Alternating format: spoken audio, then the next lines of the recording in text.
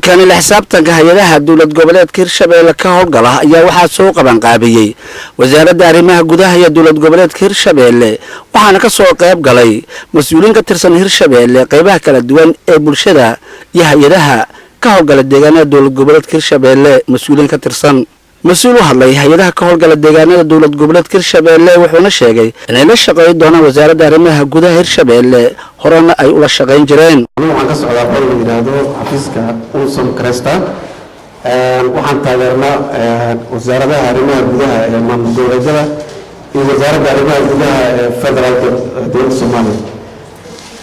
waxaan kala shaqeynaa barnaamijyada xasilinta ayaan kala shaqeynaa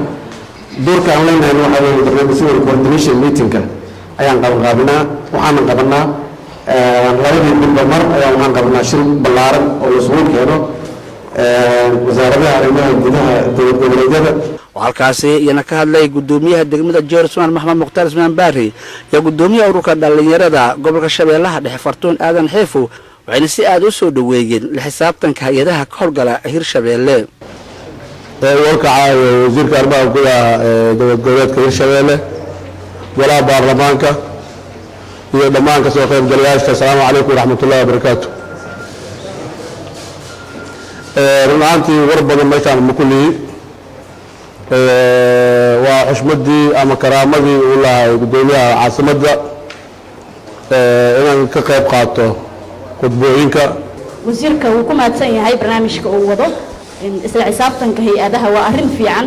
in hay'ado badan waxa jiraan ka shaqeeya gobolka ama caasimad ee Hirshabelle oo dhan in la xisaabtamo way fiican tahay waanu ku maadsan yahay annaga ka dhalinyaro ahaan waa ku taageerinaa wasiirka inuu la xisaabtamo hay'adaha ka shaqeeya ka howlgala Hirshabelle waxaan halkaas ka la gudoomiye ku-xigeenka gobolka Shabeellaha Dhexe dhinaca amniga Maxamed Sugaal Cusmaan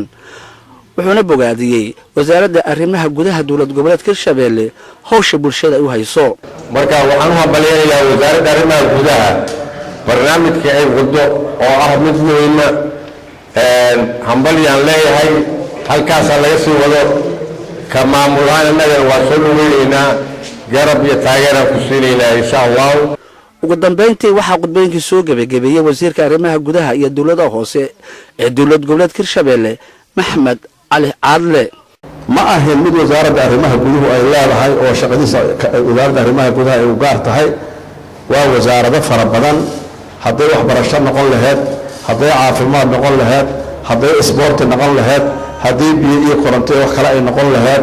waa shaqo aad u fara badan waa hadday ismihi noqon lahayd wasaaradaha oo dhan dhammaantood shaqo u dhaxayso ay wada leeyihiin waaye haddii wacyigelin ahaa lahayd hadday noqon laheeday maaragtay hubka dhigistii iyo maaragtay waxyaabihii faraha badnaa kulligood waxaa waa shaqo dawladeed oo dawladooda u dhaxaysa waaye ma ahin shaqo wasaaradda arrimaha gudaha ay gaar u leedahay Abubakar Maxamed Bacadle warbaahinta qaranka caasimadda dawlad goboleedka Hirshabelle magaalada Jowhar